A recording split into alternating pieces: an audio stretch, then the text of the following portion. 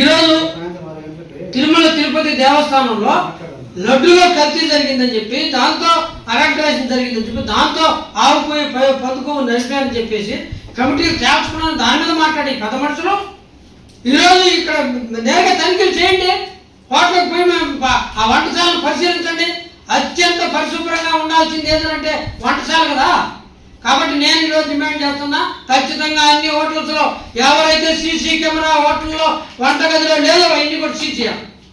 అవి మొత్తం కూడా ఆపేయాలి. వాటన్నింటినీ అనుసంధానం చేయాలి. లేకపోతే వినియోగదారుల సంఘం లాంటి వాళ్ళకి ఆ కెమెరాలన్నీ అనుసంధానం చేసి వాళ్ళకి పెట్టాలి. ఒక స్వచ్ఛంద సంస్థ పెట్టాలి. పరిశీలన చేసి వీళ్ళు ముడుపులు చూసుకొని వీళ్ళు కమిట్ అయిపోతున్నారు.